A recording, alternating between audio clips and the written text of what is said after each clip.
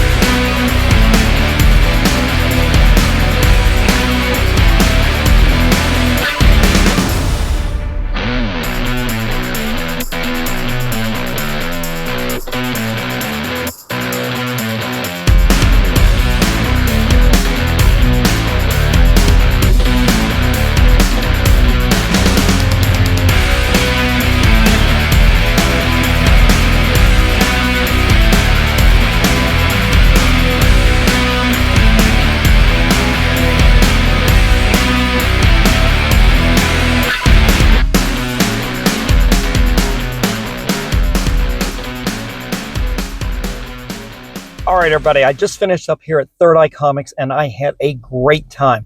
There were so many great books this week. I picked up a ton of stuff, including the new Batman 158, the Jim Lee, Jeff Loeb story. I cannot wait to get home to read that book. And there were so many people here. There was a buzz in the air. Everybody was excited about this book. I cannot wait to go read that book. Anyway, going to go home now. Going to bag and board everything, and then we'll do that show and tell I talked about. So stay tuned, and I'll be right back. A little longer than a few minutes later. All right, guys, I got home, bagged and boarded all the new comics I picked up this week. What a bunch of great books, including, of course, the hot book of the week, Batman 158, the new Hush 2 storyline by Jim Lee and Jeff Loeb.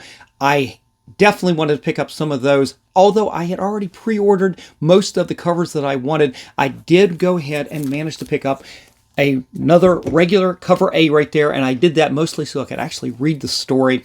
I thumbed through it already, and the artwork looks great. We'll see how the story goes. Now, I did pick up the foil version trade dress, or version rather, not trade dress of that, and it's a little hard to see it right there in this light, but you can see it right there. And then they had the blue Virgin non-foil as well. And those were the three covers that I picked up on this. And one of the things that happened the night before, just last night, this was New Comic Book Day here at Third Eye, but the DC Books actually came in yesterday and they had a launch party. Most comic book shops had launch parties for this book. And at the launch party, one of the things that they were giving away as long as supplies lasted, they had ash cans of this. And unfortunately, I could not attend. I was actually in a job interview at that moment, exact same time as the launch party was starting. Well, I went in today and I did ask, hey guys, do you have any of the ash cans left? Any chance at all? And they weren't sure, but guess what?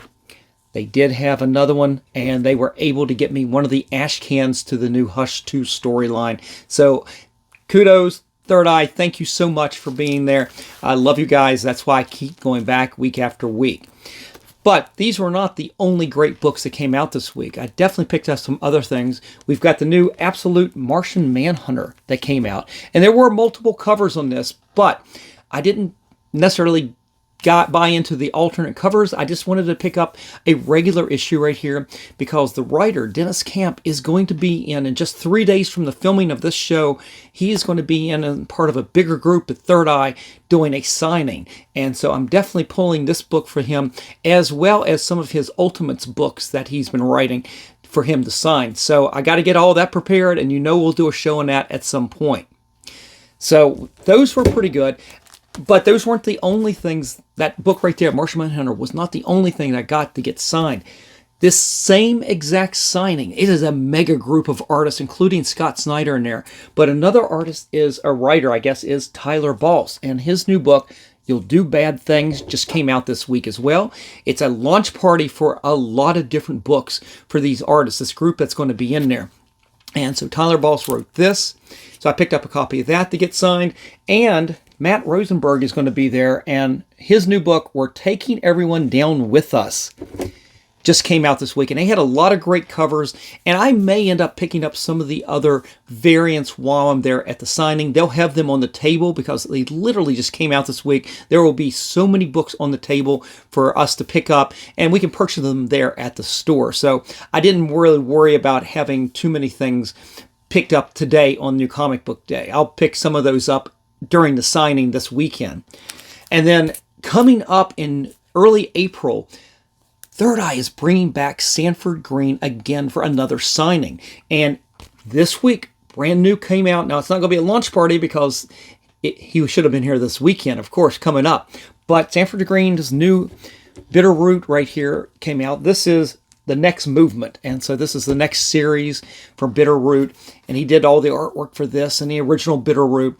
So I picked up a copy of this, and I will be honest, I'm not necessarily a fan of this. It's not bad, it's just not, I never got into the Bitter Root original or anything, but I was a big fan of his Doom that came out last year around June. And I've done multiple signings with him now down on Heroes Con in Baltimore, and then just a few months ago here at Third Eye. And I've got so many different Doom books signed. Well, can't go wrong because still in the stands at Third Eye Comics, they still had a handful of the Doom book with this is the second print right there. And I picked up multiple copies to have on hand for Sanford Green. To me, that is his big claim to fame right now. You guys can let me know if I'm off base on that. I know him from Doom, but you guys may know him better from other things, including the original Bitter Root. So those were all really cool things that are going to be for upcoming signings. But there are still a lot of other great books this week, including the last issue of the current run on Spider-Man. This is in my pull box, and you've got issue number 70 right there. And I think, yeah, we've got Joe Kelly and Ed McGuinness back, the original artist, creator, writer on this new 8 Deaths of Spider-Man. I think this is the last issue in the series, the last issue of this storyline. So I will definitely sit down and read this. I probably will pull every one of these 8 Deaths of Spider-Man and try to read them as a total story. I think I probably should have done that because I really didn't get into it except for one issue that really focused on the X-Men more than anything, and that had mostly to do with the beautiful artwork in that book. But we'll definitely read this. Now, that wasn't the only Spider-Man number 70 I picked up. I did pick up one of the variants, and it is the Frank Miller Black Cat right here. And it's interesting. I had a debate with one of my friends there about some of these variant covers, and we were talking about Frank Miller. And this one I actually liked, as opposed to a lot of his new current alternate variant covers that have been coming out that have just been absolutely scary, awful. This one did not bother me all that much, so I went ahead and picked that up. Now, also continuing at Marvel, it seems like we're having an explosion of variant covers with the new Rivals, Marvel Rivals, and the current run on Incredible Hulk, number 23, had the Hulk Rivals variant right there. And this is a book, I'll be quite honest, I probably should have been picking up all along when they relaunched this. Philip Kennedy Johnson has continued to be writer on this, and after having met him at Third Eye, and again at at Baltimore Comic Con last October, I've become kind of a fan of his work, and I really should have jumped back on this book, but I continue picking up the variant covers I like mostly on this run on the Hulk. I'm not as big a fan of the artwork on the interior. It's good. It's just not quite not as good as I would like, but that's a minor quip. It is actually really good art. It's just not my thing as much. But I did pick up the variant there, and then Doom Division number 1. I've got the regular issue number 1 already pre-ordered, but I did pick up the Rivals variant on that as well. Not sure who that is. Be quite honest, I have no idea. I guess it's one of the characters from the Doom Division. I'll have to read this book to find out more about that. All right, so still more great covers coming up here. They reissued issue number 2 of Magic, a second printing with that same Villalobos cover right there. And I went ahead and picked up another copy of this. This is one that I really wish I'd go out there and just go and pay the money, get the original first printing of this cover, the Virgin variant. That's one that I would want. There's a lot of great covers that Villalobos has been doing over the last year, and some of those, I've been pulling those and putting them in a box for some opportunity down the line to get him to sign something, whether it's at CGC or at some con. But this cover right there, if I can pick up that Virgin variant, that will definitely be one of my top ones to get signed at some point. Speaking of covers to get signed, I did pick up the new issue of Rogue Savage Land number 3. And while I do have the regular cover and the J. Scott Campbell already pre-ordered, and those are great covers. The cover A is Carrie Andrews. Cover B, I guess it's cover B, is J. Scott Campbell. And that is a really good cover. It's very dynamic. This one I did not pre-order because I didn't see it on the previews, so I didn't see the artwork. But this Greg Land cover of Rogue, I actually kind of like. It's probably a little different from some of the Greg Land covers recently where you get more of a posed picture of the person. Usually it's Spider-Gwen or somebody like that, right? Or not just Spider-Gwen, but Gwen Stacy is a lot of different characters. It seems like you get a lot of covers like that from Greg Land, but I kind of like this one. Now, here's a book that I just picked up because I want to read it. I got issue number 1, and I looked at my pre-orders, and I pre-ordered number 3, but somehow I missed putting number 2 down. It's Weapon X-Men.